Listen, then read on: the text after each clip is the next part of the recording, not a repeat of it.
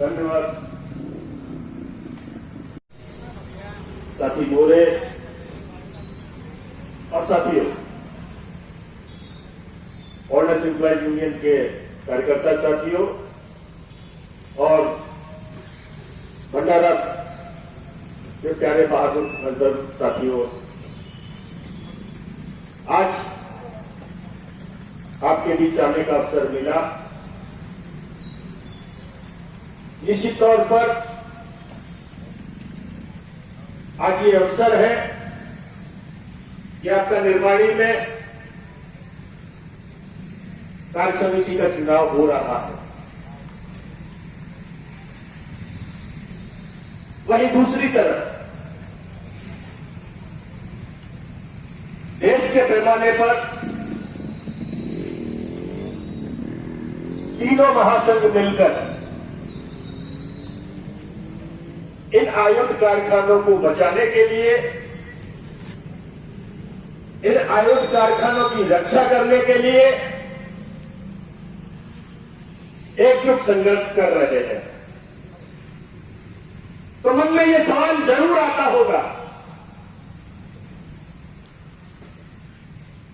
कि जब हड़ताल करते हैं, निर्माणी को बचाने की लड़ाई लड़ते हैं, तो ये सब एक साथ होते हैं। अभी चुनाव आ गया तो सभी अपना अपना झंडा लेकर के अलग अलग खड़े हैं। देखिए साथियों, निर्माणी को बचाना, निर्माणी के अस्तित्व की रक्षा करना एक अलग सवाल है, लेकिन निर्माणी के अंदर दिन प्रतिदिन के कामों के लिए कर्मचारियों का प्रतिनिधि कौन होना चाहिए, यह उसके लिए चुनाव। इसका कोई राष्ट्रीय स्तर से लेना देना नहीं है। यह विशुद्ध रूप से निर्माणी स्तर का चुनाव होता है। निर्माणी के कर्मचारियों के वेलफेयर के लिए उनका कौन प्रतिनिधि होगा, यह उसका चुनाव होता है। इसलिए मैं आपसे कहना चाहता हूं, मैं आपसे निवेदन करना चाहता हूं कि देश के अंदर जो वर्तमान परिवेश है, जो वर्तमान वातावरण है, 19 तारीख को वोट करने से पहले आप यह अवश्य विचार कीजिएगा, इस बात पर अवश्य गौर करिएगा कि आपका वोट का असली हकदार कौन है। यह विचार करिएगा और आपका मन गवाही दे, आपका दिल अगर ये बोले कि अमुक संगठन को हमें वोट देना चाहिए, तो निश्चित रूप से आप अपनी अंतरात्मा की आवाज को सुनिएगा, क्योंकि अंतरात्मा की आवाज, दिल से निकली हुई आवाज कभी गलत नहीं होती। यह जरूर होता है कि दिल से निकली हुई आवाज को दिमाग उसका पोस्टमार्टम करता है, और जब हम दिमाग की बात को सुन लेते हैं तो दिल की बात को नकार देते हैं। इसलिए मेरा आपसे निवेदन है कि 19 तारीख को वोट करने से पहले आप इस बात का विचार जरूर करिएगा कि आपका वोट का असली हकदार कौन है। अगर आपका असली हकदार एआईडीएफ होना चाहिए तो क्यों होना चाहिए? एआईडीएफ का यूनियन आपका वोट का अधिकारी होना चाहिए तो क्यों होना चाहिए? कुछ चीजें आपके सामने मैं रखना चाहूंगा। आप याद करिए उस समय को जब देश में यूपीए पार्ट 1 का सरकार था। देश के प्रधानमंत्री माननीय मनमोहन सिंह जी थे, और उस सरकार को वामपंथी पार्टियों का बाहर से समर्थन था। हालांकि एआईएफ का किसी भी वामपंथी पार्टी से सीधा कोई संबंध नहीं, लेकिन हमारे दूसरे संगठन के लोग ये बोलते थे कि पोटा जैसा कानून जब यूपीए 1 की सरकार समाप्त कर सकती है तो न्यू पेंशन स्कीम क्यों समाप्त नहीं हो सकती? ये सवाल एआईएफ से पूछा जाता था। आज समय बदल गया है। आज देश में भारतीय जनता पार्टी के नेतृत्व वाली सरकार है, जिसके प्रधानमंत्री माननीय मोदी जी हैं। तो आज भारतीय जनता पार्टी का जो श्रमिक संगठन है, उसके रहते हुए इन आयुध निर्माणियों के अस्तित्व पर खतरा क्यों होना चाहिए? इन आयुध निर्माणियों के वजूद पर प्रश्नवाचक चिन्ह क्यों लगा होना चाहिए? यह विचार करने वाली बात है। अगर उस समय हमसे सवाल पूछा जाता था तो आज ये सवाल उनसे भी पूछना चाहिए। मुझे मालूम पड़ा, मुझे यहां आकर के मालूम पड़ा, एक वक्ता यहां पर बोल रहे थे कि एआईएफ को क्यों वोट देना, इनका तो कोई माई बाप ही नहीं है। माई बाप क्यों होता? अरे माई बाप इसलिए होता है कि वो परिवार की रक्षा करेगा, बच्चों की देखभाल करेगा, उनके दुख दर्द को समझेगा। लेकिन मैं कहना चाहता हूं, चलो मान लेते हैं एआईएफ का कोई मां बाप नहीं है, लेकिन आपका पिताजी तो नागपुर में बैठा है ना, फिर आप तकलीफ में क्यों हैं? फिर आपको क्यों उस तकलीफ के लिए सड़कों पर उतर करके संघर्ष करना पड़ रहा है? ऐसे बाप के होने से भी अच्छा है कि ऐसा बाप हमारा ना हो, हमें कोई दुख नहीं है इस बात। क्यों ऐसा बाप होना चाहिए जो मौन रह करके देश को बिकते हुए देख रहा, जो मौन रहते हुए देश की सरकारी संपत्तियों को बिकते हुए देख रहा? नहीं होना चाहिए। ये समय है। अभी आगम निर्माणी के अंदर मुझे अवसर मिला महाप्रबंधक जी से बात करने का। क्यों निर्माणी के पास वर्कलोड होते हुए भी कर्मचारी को ओवर टाइम नहीं मिलेगा? जब पूरा देश खुल चुका है तो क्यों निर्माणी की इंडस्ट्रियल गति खुल क्यों नहीं रही है भाई? क्यों नहीं खुल रही? आज देश में क्या बंद है? सभी कुछ तो खुल चुका है। ये जो बुनियादी प्रश्न है, ये बुनियादी प्रश्न 19 तारीख को वोट करते समय आपके दिमाग में, दिल में आने चाहिए, और उसके बाद आपको विचार करके 19 तारीख को मसाल के चुनाव निशान पर मोहर लगा करके हमारे प्रतिनिधियों को विजयी बनाना चाहिए। जहां तक राष्ट्रीय स्तर का सवाल है, तीनों महासंघ लगातार मिलकर के उसके खिलाफ लड़ाई लड़ रहे हैं। याद कीजिए 2019 का वो समय जब ये लगता था ये अब हुआ कॉर्पोरेशन, तब हुआ, बस नोटिफिकेशन होने वाला है। जब जनवरी 2019 में हमने हड़ताल की, जुलाई 2019 में हड़ताल की, तो लोग कहते थे अरे अब इस हड़ताल से क्या फायदा, सब कुछ तो हो चुका है। सरकार चाहते 2019 से लेकर के लगभग 1 साल 1.5 साल होने वाला है। अभी तक सरकार अंतिम कदम नहीं उठा पाई।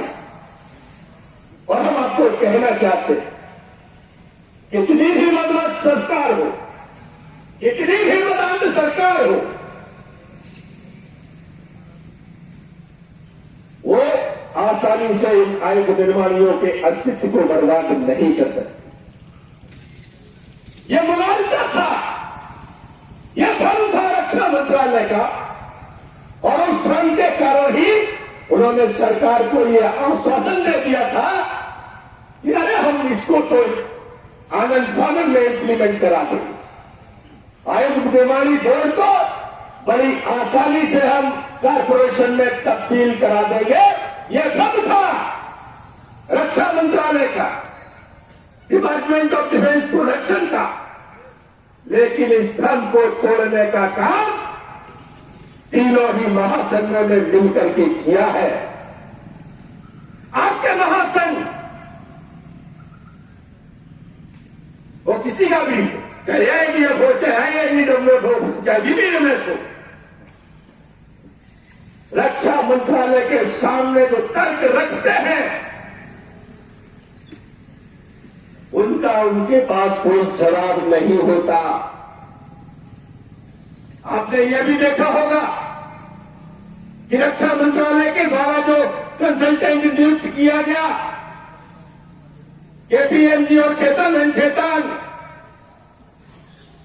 आरएफआई कोलकाता और भी हेडक्वार्टर कोलकाता का उन्होंने दौरा भी किया, लेकिन कर्मचारियों का उस दौरे के दौरान जो गुस्सा उनको देखने को मिला, अभी उनकी भी प्रक्रिया ठप है। पिछली 29 तारीख को 29 अक्टूबर को जो रक्षा उत्पादन सचिव के साथ बैठक हुआ था, उस बैठक में रक्षा उत्पादन सचिव को यह कहना था कि ठीक है, अगर आप कहते हैं कि आयुध निर्माणियों का कारपोरेशन नहीं बनना चाहिए, तो ठीक है, कोई अल्टरनेट प्रपोजल लाइए, हम उस अल्टरनेट प्रपोजल पर विचार करेंगे। और उन्होंने उस अल्टरनेट प्रपोजल को तैयार करने के लिए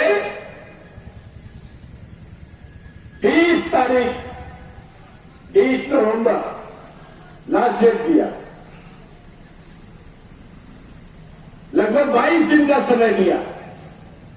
उनको लगता था कि जिस काम के लिए हमने 6 करोड़ 15 लाख रुपए दिए हैं, 2 कंसल्टेंट को नियुक्त किया है, उनको 1 साल का टाइम लिमिट दिया है अपनी सिफारिशें देने के लिए, तो क्या ये महासंघ वाले 22 दिन के अंदर अपना अल्टरनेट प्रपोजल दे पाएंगे जो वायबल होगा, जो लागू करने योग्य होगा, जो सटीक होगा? उनको यह भरोसा नहीं था। लेकिन आपके महासंघों ने उस अल्टरनेट प्रपोजल को निश्चित समय अवधि के अंदर रक्षा मंत्रालय को प्रेषित कर दिया। अभी तक रक्षा उत्पादन विभाग के द्वारा, रक्षा मंत्रालय के द्वारा उस संबंध में कोई भी टिप्पणी महासंघों को प्राप्त नहीं हुई। अभी कल 18 तारीख को सेक्रेटरी वीपी के द्वारा एक मीटिंग बुलाया गया और ये कहा, ये मीटिंग फिजिकल रूप होगी, यानी कि दिल्ली में आपको उपस्थित होना होगा और मीटिंग में आपको अटेंड करना है। महासंघों ने तुरंत लिख कर के दिया कि पहले आप, हमने जो अल्टरनेट प्रपोजल आपको दिया है, जो वैकल्पिक प्रस्ताव आपको दिया है, पहले आप अपना उसके ऊपर राय बताइए, अपना कमेंट कीजिए, सरकार का क्या कहना है, क्या सोचना है वो बताइए। और जब आपके तरफ से हमको कमेंट्स मिल जाएंगे तभी हम आपके साथ बैठक करेंगे। रक्षा मंत्रालय को सीधा जवाब मिलता है। जैसे कहते हैं ना कि खींच के मारा, वही भाषण कर रहे हैं। अभी फिर से रक्षा उत्पादन विभाग के तरफ से चिट्ठी आया कि ये जो मीटिंग है,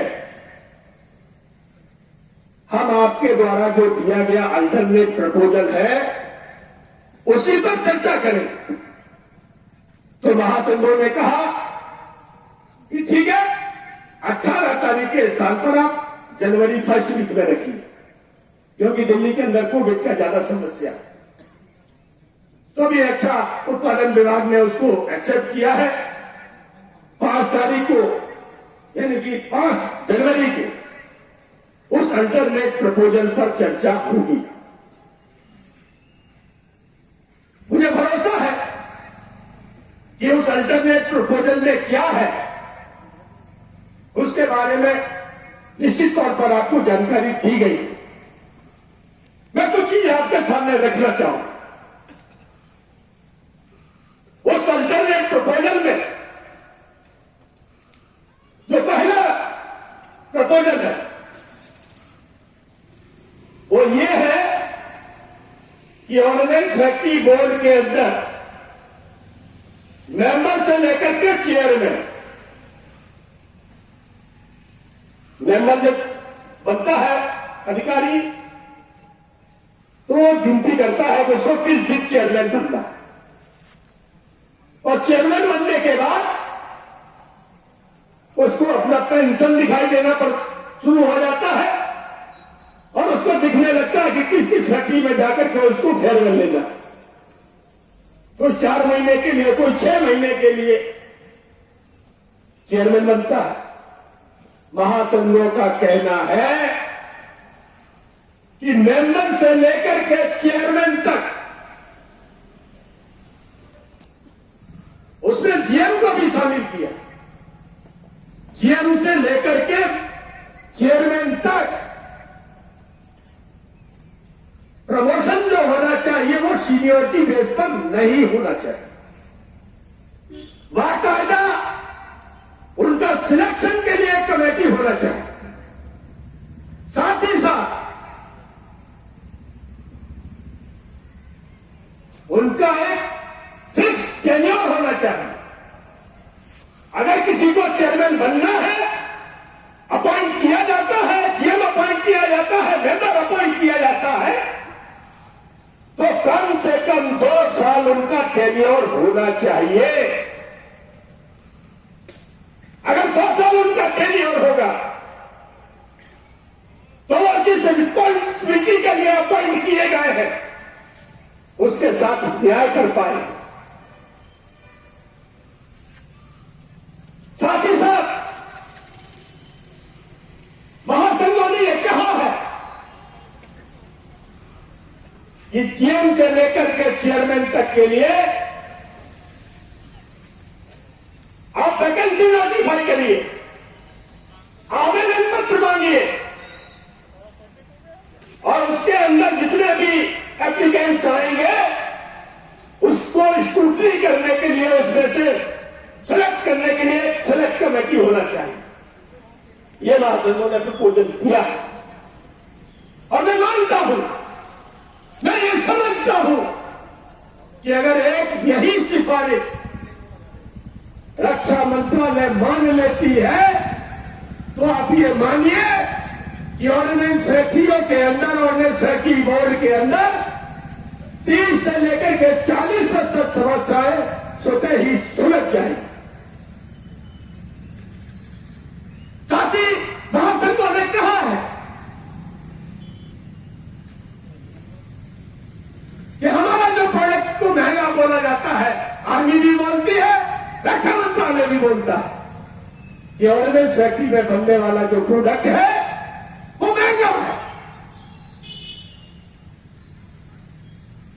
तो महासंघों ने कहा, प्रस्ताव दिया कि हमारे प्रोडक्ट के अंदर हमारा प्रोडक्ट का जो कॉस्ट कम निर्धारित होता है, तय होता है, उसके अंदर अकाउंट्स का सैलरी, उसके अंदर डीजीक्यूए, डीजीएक्यूए, उनके लोगों का सैलरी, स्कूल, हॉस्पिटल, पेंशन का अंशदान, एनपीएस का अंशदान, ये सब का उसके ऊपर भार आता है, वो सब शामिल होता है कॉस्ट में। महासंघों का कहना है कि ऑर्डिनेंस फैक्ट्री के प्रोडक्ट की कॉस्ट का जो निर्धारित करने का फॉर्मूला है, उसको रद्द-बदल करना चाहिए, उसमें से ये सारे एलिमेंट हटाए जाने चाहिए।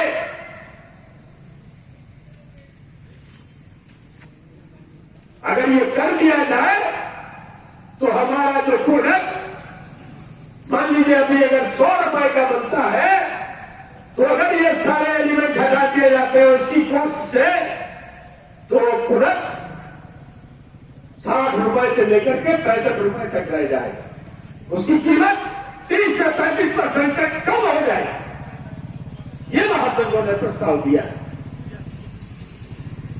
महासंघों का कहना या निर्माणियों के अंदर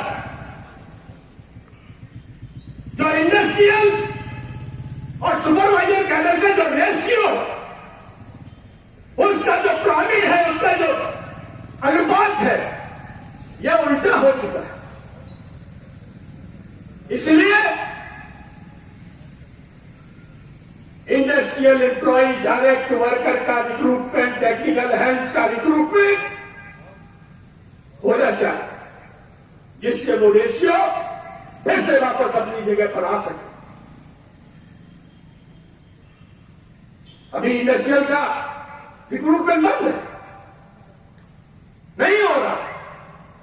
इंडस्ट्रियल जितना तेजी से रिटायर हो रहा है, यह रेशियो और बढ़ता चला जा रहा है। यानी डायरेक्ट प्रोडक्शन करने वाले लोग कम हैं और जो दूसरा काम करने वाले लोग हैं उनकी संख्या ज्यादा। महासंघों का ये मतलब नहीं इनको नौकरी से निकाल दो, ऐसा कोई मतलब नहीं। यह अनुपात इंडस्ट्रियल एम्प्लॉय को रिक्रूट करके, डायरेक्ट एम्प्लॉय को रिक्रूट करके इस अनुपात को फिर से सही जगह पर लाया जा सकता है। अगर ऐसा होता है तो ऑर्डिनेंस फैक्ट्री का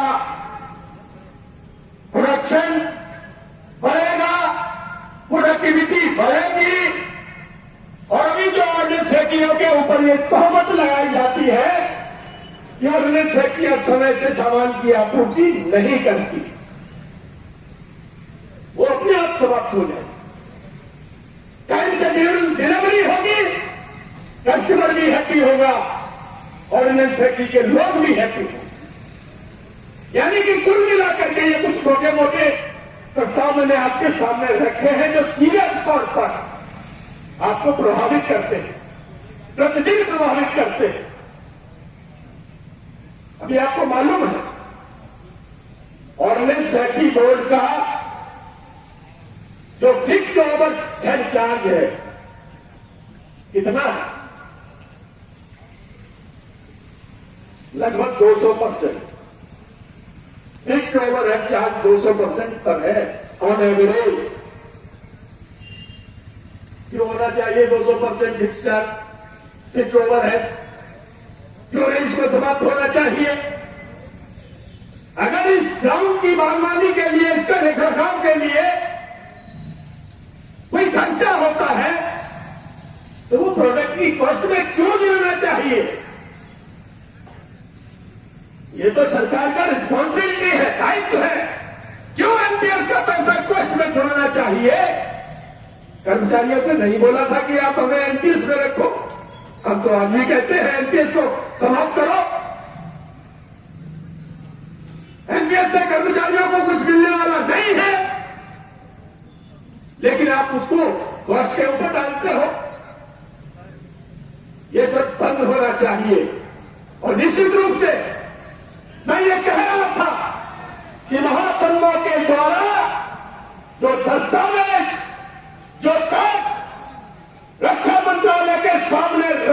जाते हैं उसका कोई जवाब किसी के पास नहीं होता।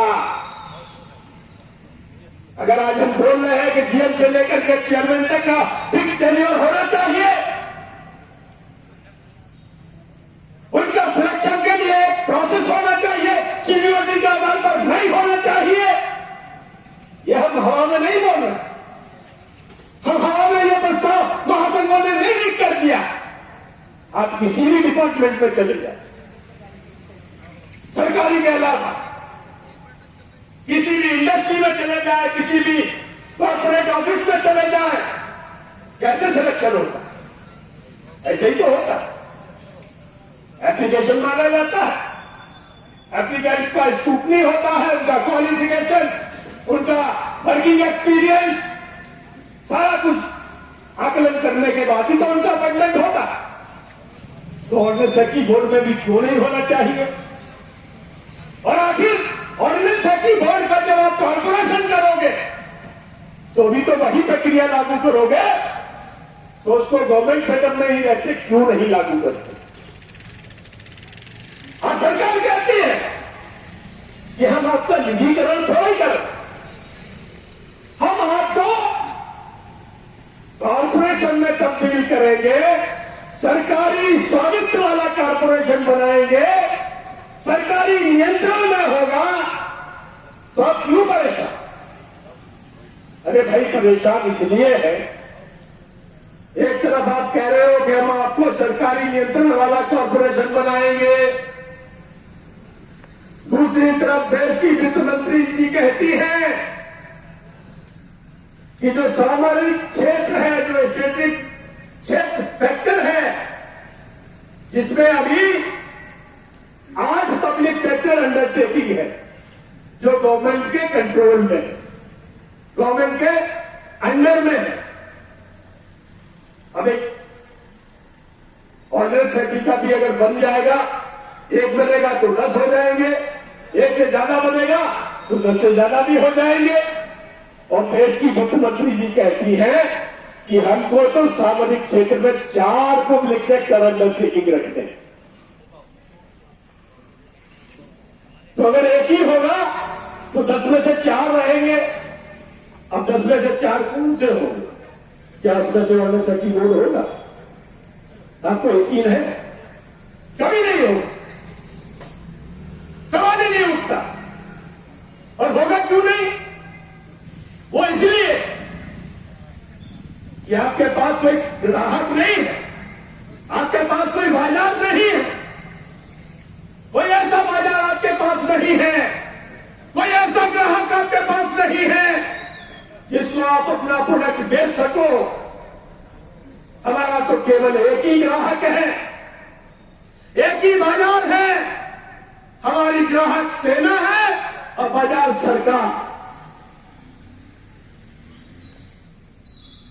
हम सेना के लिए बनाते हैं, सरकार को देते हैं, और सरकार आज कह चुकी है कि हम ऑर्डिनेंस सेक्रेटरियों को नॉमिनेशन बेस पर वर्कलोड नहीं दे सकते। रक्षा मंत्रालय के अधिकारी महासंघों से कहते हैं कि हम 5 साल के अंदर आपको 30,000 करोड़ के उत्पादन लक्ष्य के ऊपर ले जाना चाहते हैं। हम इस ऑर्गेनाइजेशन को, ऑर्डिनेंस सेक्रेटरी बोर्ड को 30,000 करोड़ एनुअल टर्नओवर वाला ऑर्गेनाइजेशन बनाना चाहते हैं। जब उनसे पूछा जाता है कि 30,000 करोड़ का काम किधर से आएगा, आप गारंटी करते हो कि आप ऑर्डिनेंस सेक्रेटरियों को 30,000 करोड़ का काम देंगे? बोले उसका कोई गारंटी नहीं। तो यानी कि ऑर्डिनेंस सेक्रेटरियों का कॉर्पोरेशन विशुद्ध रूप से छलावा है, उसके पीछे आयुध निर्माणियों का निजीकरण छुपा है। अभी ऑर्डिनेंस सेक्रेटरियों के अंदर वो पीढ़ी बहुत कम है, उस पीढ़ी की संख्या बहुत सीमित है जो पेंशन स्कीम के तहत आते हैं। अभी तक का यह अनुभव कहता है कि अगर किसी भी ऑर्गेनाइजेशन को गवर्नमेंट सेटअप से कॉर्पोरेशन में तब्दील किया जाता है तो उनकी जो पुराने कर्मचारी होते हैं उनका पेंशन, उनका सैलरी, उसका प्रोटेक्शन होता है। तो अन्य फैक्ट्रियों के अंदर भी ऐसे कर्मचारियों के सैलरी का, पेंशन का, प्रोटेक्शन का संभावना है। लेकिन अगर आज आप देखें, हालांकि ये सरकार काम क्या करेगी और प्रोटेक्शन का अधिकार रहते हुए भी कब सरकार उसमें रद्द-बदल कर देगी, ये किसी को नहीं पता। लेकिन आज ऑर्डिनेंस फैक्ट्रियों के अंदर जो सब कर्मचारियों की संख्या है जो एनपीएस के अंतर्गत आते हैं, जो नई पेंशन स्कीम के अंतर्गत आते हैं, वो संख्या बहुत ज्यादा है। उन कर्मचारियों का क्या होगा? उनका तो कोई पेंशन का गारंटी है नहीं, कोई निश्चित पेंशन नहीं है। और इसी के साथ साथ अगर आयुध निर्माणियों को नॉमिनेशन बेस पर वर्कलोड नहीं मिलेगा तो आप यकीन मानिए कि जब तक सरकार की बजट के माध्यम से सहायता उन फैक्ट्रियों को मिलेगी कॉर्पोरेशन बनने के बाद, तब तक तो ये आयुध निर्माणियां दिखाई पड़ेगी। और जिस दिन सरकार की बजट की सहायता मिलना बंद हो जाएगी, इन आयुध निर्माणियों के गेटों पर भी ताले लगना प्रारंभ हो जाएंगे। कितने दिन घाटे में चलोगे? आज हालत देख लो बीएसएनएल का क्या हालत है। बीएसएनएल का जब कॉर्पोरेशन बनाया गया था तो लोगों को लालच दिया गया था, अरे आपको क्या चिंता, आपके कंपटीशन में कौन है, मार्केट में आपके अलावा कौन है, आपको 1,000 रुपए, 2,000 रुपए, 10,000 रुपए आपको एक्स्ट्रा मिलेगा। लालच में आकर के लोगों ने उसको स्वीकार किया। आज क्या हालत है? सरकार उसको 3G 4G का लाइसेंस देना नहीं चाहती। वो स्पेक्ट्रम जो कभी बीएसएनएल का होता था, अब उसकी अगर नीलामी होती है तो बीएसएनएल को उसके बोली लगाने का अधिकार नहीं दिया जाता, भाग लेने नहीं दिया जाता। हो जाएगा अंबानी को, हो जाएगा रिलायंस को, हो जाएगा टाटा को, हो जाएगा एयरटेल को, वोडाफोन को, लेकिन बीएसएनएल को वो स्पेक्ट्रम नहीं मिल सकता। वो सरकारी कॉर्पोरेशन होने के बाद भी आज वहां पर सैलरी का संकट है। महीना महीना से सैलरी नहीं मिल रही। आपको यह भी मालूम होना चाहिए कि फरवरी 2020 में एक साथ एक दिन बीएसएनएल के 80,000 कर्मचारियों ने बीआरएस लिया था। 80,000 कर्मचारियों। आज क्या हालत है उन कर्मचारियों की, बीआरएस लेने वालों की? उनको आज तक ग्रेच्युटी का भुगतान नहीं हुआ, उनको आज तक पेंशन कंपनसेशन का भुगतान नहीं हुआ, उनको आज तक जीपीएफ का भुगतान, उनका जो फंड था उसका भुगतान नहीं हुआ। आज 12 दिसंबर चल रहा, 10 महीने से ऊपर हो गया, केवल उनको जो पेंशन है वही मिल रही है। इसीलिए महासंघों का कहना है कि हम कॉर्पोरेशन को भले ही हमें थाली में, सोने की थाली में परोस करके दिया जाए, चांदी के वर्क में लपेट करके दिया जाए, उसको हीरे से जवाहरात से सजाया जाए, हम तब भी आयुध कॉरपोरेशन को स्वीकार करने वाले नहीं हैं, क्योंकि हमारा ये मानना है आयुष बीमारियों के कॉरपोरेशन के पीछे सरकार का लक्ष्य निजीकरण करना है, इन बीमारियों को बंद करने का उनका लक्ष्य है। इसलिए मैं आपसे कहना चाहता हूं, ये जो राष्ट्रीय स्तर की कुछ बातें थी जो आपके सामने रखी, हालांकि स्थानीय चुनाव में उनका उतना महत्व नहीं है, लेकिन निर्माणी के अंदर अगर वर्कलोड है तो आपको भरपूर 20 वर्ष भरपूर ओवर टाइम मिलना चाहिए।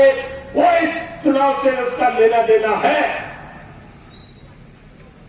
इंडस्ट्रियल कैंटीन में आपको खाना भोजन नाश्ता मिलना चाहिए, समय से प्रमोशन होने चाहिए, समय से क्वालिफिकेशन होने चाहिए, समय से एरियर का पेमेंट होना चाहिए, समय से सरकारी आदेशों को लागू होना चाहिए। इसका लेना देना इस 19 तारीख के चुनाव से है। और आप विचार करिएगा कि पिछले 2 सालों के अंदर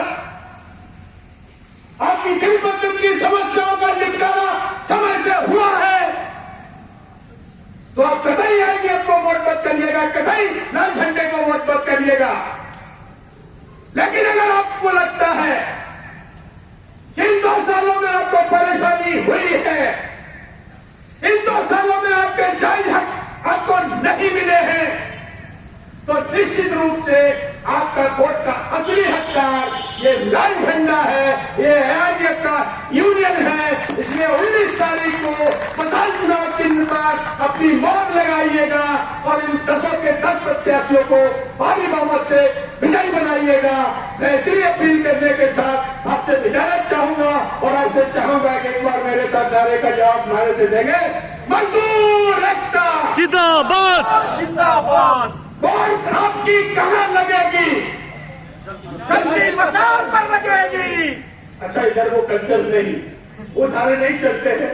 फिर भी मैं आपसे अपील करता हूं, मैं आपसे निवेदन करता हूं, मैं आपसे आग्रह करता हूं कि अगर आपकी दिन प्रतिदिन समस्याओं से आप निदान चाहते हैं, उनका निपटारा चाहते हैं, तो मसाल चुनाव निशान पर मोहर लगाइए।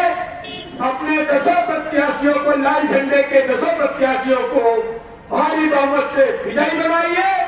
और अगर ऐसा करेंगे तो मैं आपको विश्वास दिलाता हूं कि आपकी दैनिक जो परेशानियां हैं वो दूर होगी, आपको ओवर टाइम मिलेगा, आपको 20 वर्ष मिलेगा, आपकी इंडस्ट्रियल कैंटीन खुलेगी, आपके समय से प्रमोशन होंगे, समय से फिक्सेशन होंगे, समय से एरियर का भुगतान होगा, समय से सरकारी आदेशों का अनुपालन होगा। इतना बोलते हुए, इतना आश्वासन देते हुए आपसे विदा चाहूंगा। इनकलाब जिंदाबाद।